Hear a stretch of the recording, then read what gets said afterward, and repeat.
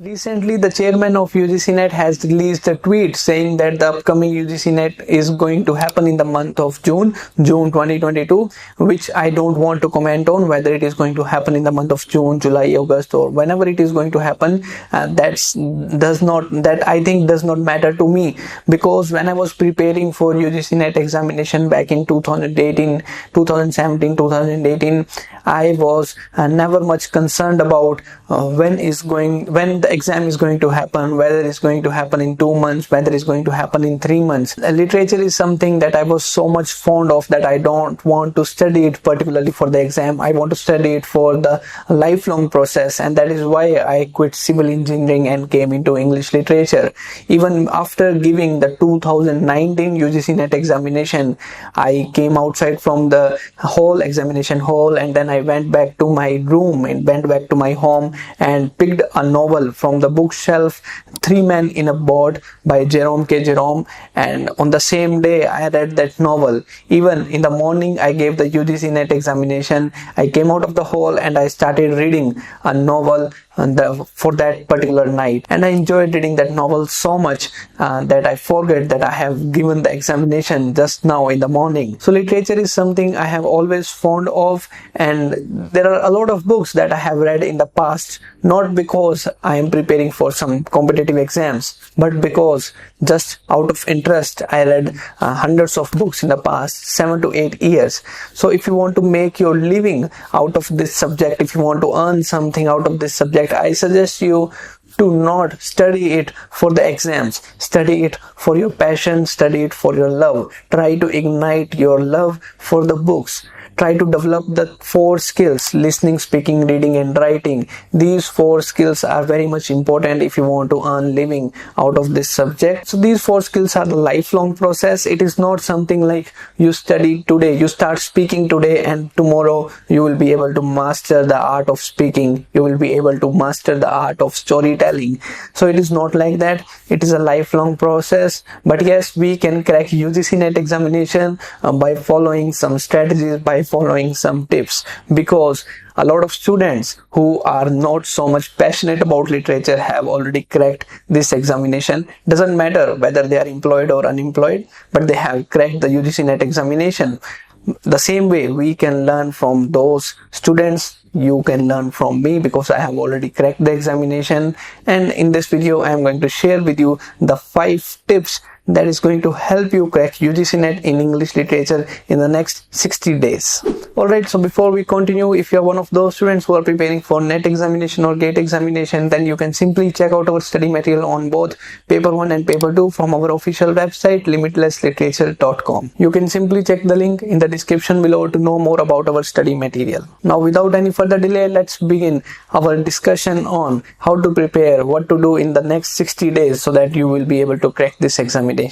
So the very first thing I want to tell you is that you have to start revising the notes you have. Alright, you don't have to put your revision to the last 10 days. You don't have to do like that. You have to start studying now. You have to start revising now. Every day spend 30 to 40 minutes revising whatever you are studying. And for 3 to 4 hours, give your time in studying the new topics. 4 hours, new topics, 40 minutes doing the revision of whatever you have studied. Do this every day. And try to do the revision in the night before you go to the bed. Before you go to the bed, when you are lazy, when you are feeling sleepy, start revising for 30 minutes. Yes, 30 minutes or 40 minutes of session will help you. And immediately go to sleep, go to bed and sleep. Because whenever you are in sleep, the information which you have read just now before going to bed will go to your subconscious mind and will help you to retain the information in your long-term memory. Alright, so do not do the mistake by putting your revision 10 days before the examination or 20 days before the examination. Revise side by side and try to retain the information whatever you are studying. So the next tip that is going to help you a lot to prepare for the upcoming UGC NET in English literature is to enroll yourself in one course available on the Swayam website. There are free courses available on Swayam website provided by the IITs. You will be able to find all the subjects over there: British literature, you will find American literature, Indian literature, criticism, theory, Indian modern drama. All the courses are available on the website for free, and all those lectures have only 30 to 40 chapters. Even if you spend 1 hour every day, you will be able to complete one full course before the examination. You have 60 days left behind. If you cover one lecture every day, in the next 30 days you will be able to complete one full course that is provided by the IITs, and I'm damn sure you are going to get 4 to 5 questions right just because of the course you have completed on the Swayam website. So in your study routine, include 40 minutes to the revision and 40 minutes listening to the lectures. You don't have to make the notes, you simply listen to the lectures and move on. In 30 days you will be able to understand a lot of things in particular subject. Alright, so the next piece of advice to you is that do not rely on the summaries alone, because they are not going to ask you summaries from British literature at least. Yes, these two subjects, British literature and American literature, they are not going to ask you summaries. They are not going to ask you any question from the summary. For other subjects like Indian literature, Caribbean literature, Canadian literature, African literature, or any other literature, you can go for the summaries.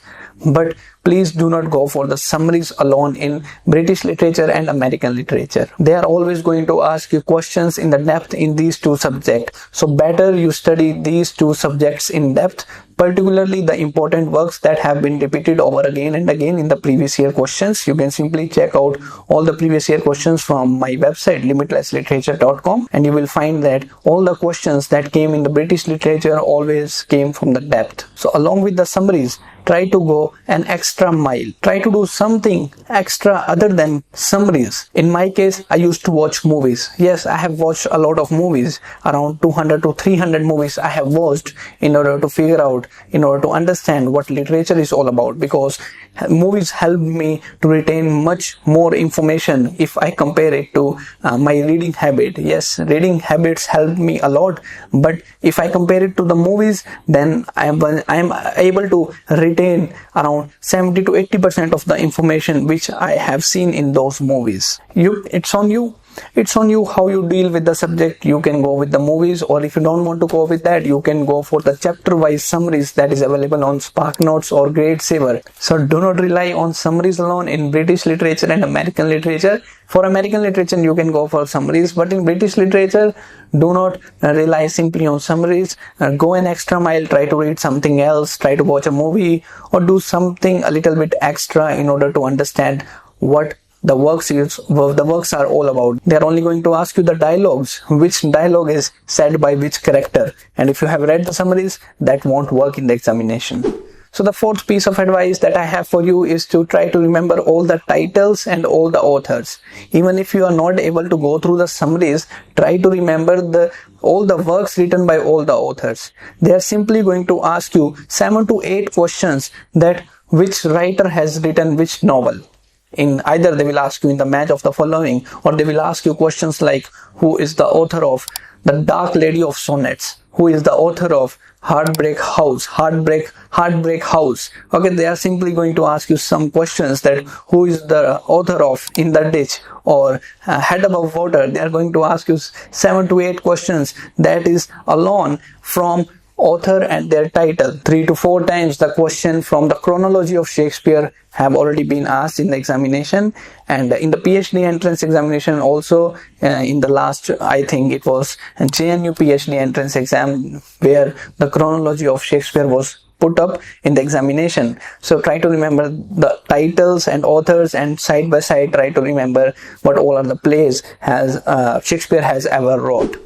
With this, let's come on to the fifth and last tip, and that is to prepare the 4 topics: literary devices, literary movement, figure of speech, figure of speech, literary movements, magazines, and Bible. These 4 topics, you are surely going to find question from these 3 to 4 topics in the examination. 4 to 5 questions will come from these 3 to 4 topics. Last time in 2021, there were 2 questions from magazine. in every year they are asking one literary moment in every examination. So go through all the literary moments. I am already creating a series on literary moments. That is one of the reasons that I am creating the series on literary moments. You can simply check out all the chapters that I have covered so far in this particular literary moments on my YouTube channel. I will share the link of the playlist in the description below. You can simply check out all the literary moments that I have discussed so far, and most probably before the examination in the next 30 to 40 days I am going to cover all of them. So go through all the literary moments and study, because these 4 topics are surely going to get in the examination. 3 to 4 questions from here is surely going to be put in the examination. So this is what all I have to share in this video. I hope you found the video worth your time. If you are new to this channel, then don't forget to subscribe the channel for more updates on English literature. That's it for this video. Thank you.